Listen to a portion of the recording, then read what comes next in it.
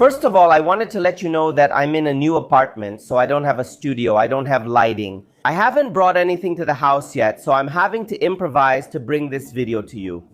But since it's very recent news, I'd like to bring it here, not firsthand, but a bit more quickly to see if we can work with this news better. Later, I'll show you my new apartment. But you know, there are some temporary properties here and we're still going to change a lot of things here. So, later you'll see this apartment, which is my favorite apartment ever, guys. I loved moving here, I loved this apartment, and you'll understand later on why I loved it so much. We hear stories about serial killers and think it's wild, like a world totally removed from ours, right? Sometimes we watch these serial killer shows, we see these reports about serial killers from the United States, and we say, wow guys, that's crazy, right? That really happens, but sometimes what we don't realize is that it actually happens. Sometimes even in the same apartment complex we're in, guys, in the same city, in the same neighborhood. So like a serial killer could be your neighbor, could even be a family member sometimes. Guys, we can never truly know what others are thinking. Take a look at this picture.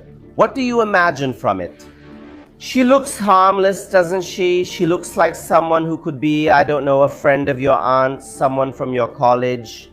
The gas station attendant, the supermarket cashier, anyone, this person shows up, but never as someone who would harm you. There's something dark behind this person that you can't even imagine, but you're about to find out now. For us to start all of this, we need to start from the beginning. Let's go. Ana Paula Veloso Fernandez is 36 years old, lived in Guarulhos, and was a law student. At first glance, she seemed to live a normal, calm life, but police believe she hid a calculated and deadly side. The way she acted greatly impressed the police and even the investigators who are working on her case and her life. Her life is being investigated right now. That's because, of course, besides enjoying what she did, she calculated step by step so she wouldn't get caught. And even so, she was sure she wouldn't be punished because she did it a few times and nothing went wrong. But the problem with these people, folks, is thinking that nothing will ever go wrong, and sometimes even the first time you do it, things can already go wrong. Evil will always be discovered in this world. And these people, they might even be smart enough to hide what they do and to manipulate others into believing they're saints. But they're not smart enough not to do it, because a truly intelligent person doesn't do it. Ana Paula used to get close to her victims through friendship or some emotional interest. Of course, there were exceptions. She basically gained her victims' trust, and in some cases, she would prepare meals for them, that is, cakes, coffee, food, and these meals came with toxic substances. And after gaining their trust, she would offer these things to her victims, who would end up ingesting them so she could put an end to their lives. In January, Ana Paula moved from Duque de Caxias to Guarulhos, São Paulo, to live with her sister. They had the pretext of studying, both Ana Paula and her sister, whose name is Roberta. Ana Paula was a law student both in Duque de Caxias in Rio de Janeiro, and she transferred to a college in Guarulhos, here in São Paulo. That was at the beginning of the year. In Guarulhos, she ended up living at the house of Marcelo Fonseca. He was someone who lived alone and didn't have many friends. Apparently, he lived in the house in the front and they went to live in a small house in the back.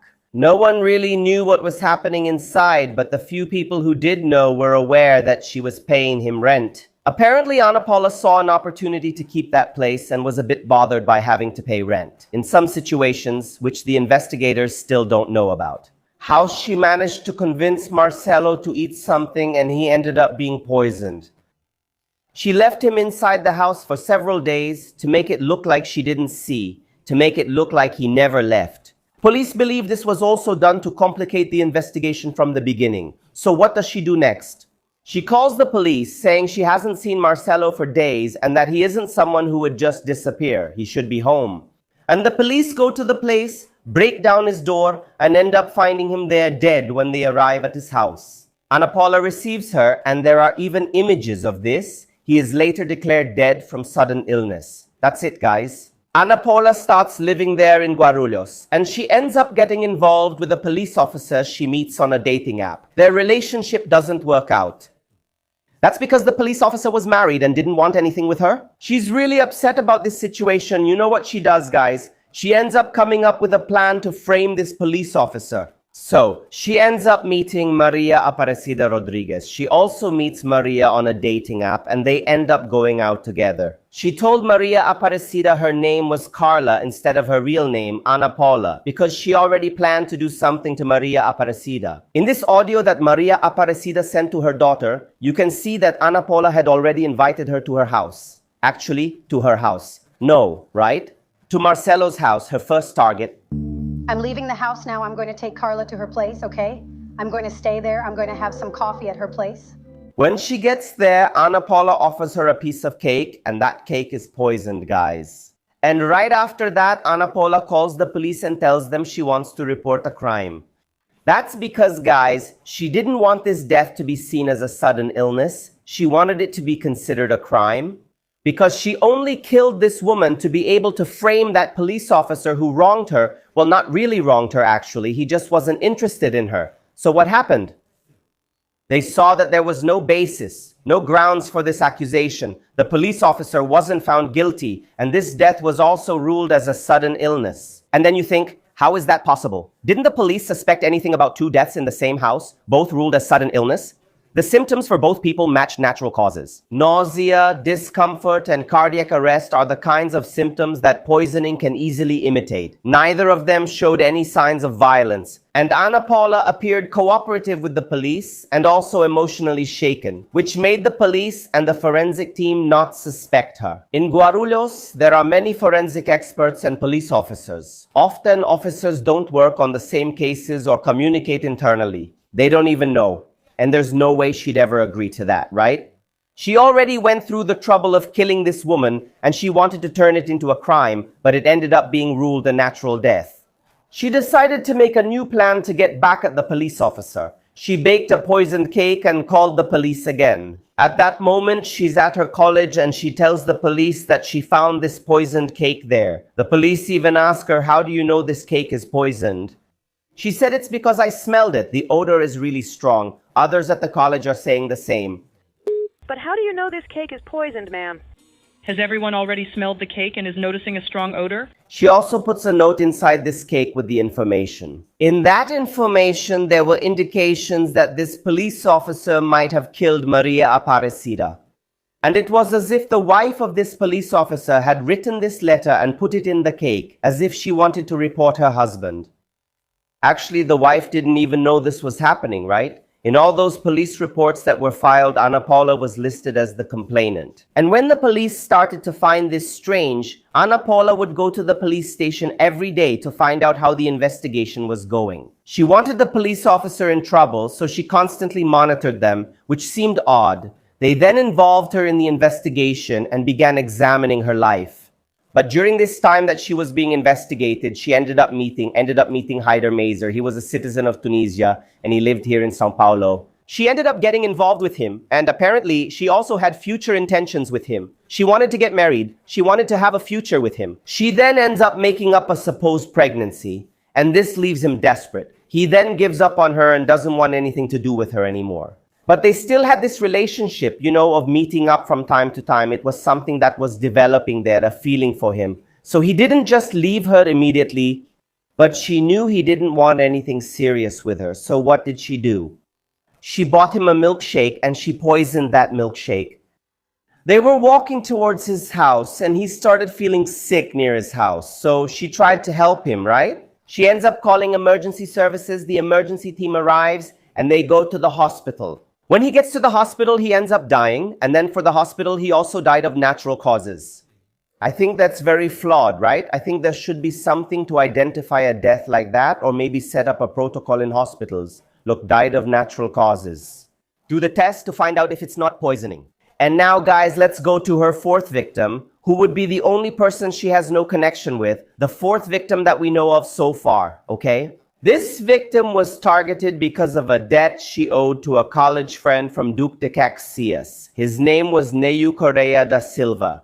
This happened in April. Okay, guys, so actually this happened after the death of her 2nd victim. This victim I'm going to tell you about was actually the 3rd victim. The fourth was the Tunisian.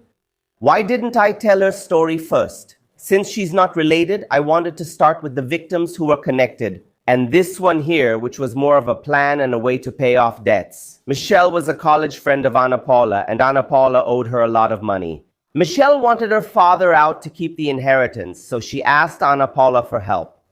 She pays for Ana Paula's ticket, and in April this year, Ana Paula goes to Duque de Caxias. Apparently, Neo couldn't chew food anymore, so when he was going to eat, they had to put his food in the blender, blend it, and give it to him to eat.